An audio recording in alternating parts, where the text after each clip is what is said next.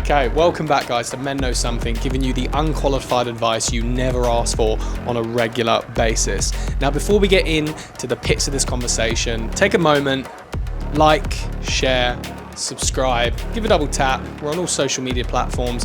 Really appreciate the love. Now, the thing I want to be talking about today is toxic relationships and how you know if you're in one. Now, the main reason I want to talk about toxic relationships, because I feel moving into 2024, we should try and strive for better and better things and not land in these shitty relationships that we fucking just hate to be in, but we're in it just for the sake of it.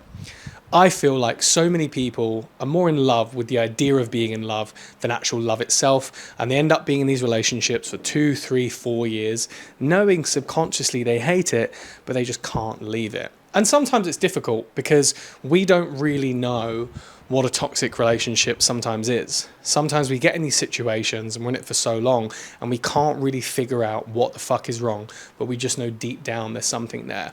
So today's class is to teach you a bit about what it's like to be in a toxic relationship, because I've got a bit of experience with that kind of stuff. So the first sign you know you're in a toxic relationship is because you're not honest with your mates about how your partner actually treats you. You don't really tell them what's going on. Sometimes you're with someone and you know they're not really great. They treat you like shit. They're not really nice to you. They don't really give you the kind of stuff that you need. But when you do speak to your mates about it, you don't really want to tell them exactly how you feel because you can't be honest with them. Because I guess telling your mates about the relationship that you're in and how you're actually feeling about it kind of exposes the relationship that you're in. So it's easier to just say nothing. Now, the kind of stuff that you would want to tell your friends, if you could be honest, is about the criticism.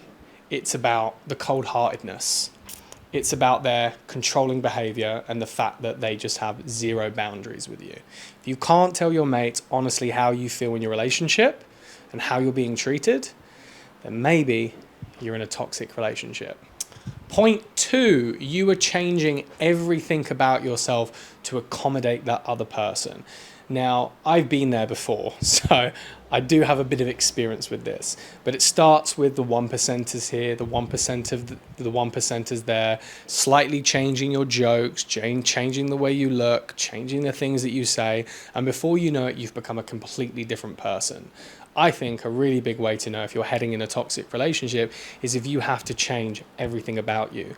Now, I'm not saying that relationships aren't about compromise. I'm not saying you don't need to accommodate the other person at all. But what I am saying is if you find your entire personality being swept under the rug and you become a completely different person, you might be heading into something quite toxic. Number 3 is that's 2. Number 3 is no matter what, there is always an issue. No matter what, there's always trouble, there's always an argument, there's always that feeling of, oh God, again, or oh, I can't believe they've just said that. There's always this feeling of contempt, and you can feel it, either they're doing it to you or you're doing it to them, but there seems to always being an underlying issue. Really what that comes from is because things aren't being spoken about. You're not communicating about the stuff that's really important. Sometimes there's just that feeling where they wake up the next day, you kind of wish they wouldn't wake up.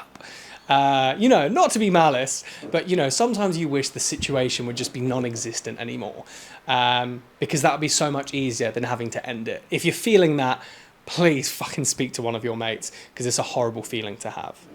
Number 4. You get a shock when your mates tell you how great your partner is. You get shocked because you question what they see when you don't really see it.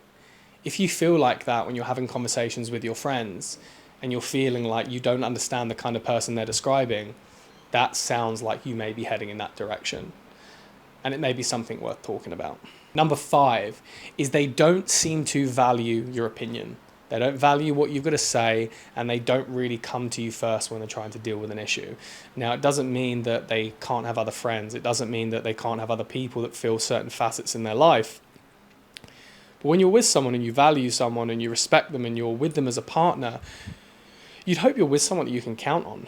So when they go to every other person apart from you because they don't respect anything about your opinion, it's a really awful feeling and it can make you feel pretty fucking shit. And if that is happening to you, don't ignore it. You might be heading into something toxic. Number 6, you always have an excuse for their behavior. Whenever they're acting shitty, whenever they do something bad, whenever they're just acting like an absolute cunt, you always have an excuse to explain why they're like that. Whether it's been a hard day, whether work is really busy, whether they've got a lot of family stuff going on, they're really stressed, they're really overloaded, you always have an excuse to explain why their shitty behavior is the way they are. Doesn't have to be like that. Number 7 is you always feel drained and depleted. This is a big one. We can live with acute pain for so long before it becomes really bad. You know, when you've got that like ache in your wrist or you've got that dodgy knee and you put it off for so long until you really fuck something up. People can live with that kind of acute pain for so long. And if you're always feeling drained or depleted or gassed out, or there's just always an energy being taken from you, it might be worthwhile addressing. Now, it doesn't mean your relationship is over. It doesn't mean these things can't be worked on, but it does mean you have to start having the necessary communication to fix these things. But do remember, if you keep finding yourself in all of these toxic relationships, you're the one that's attracting them.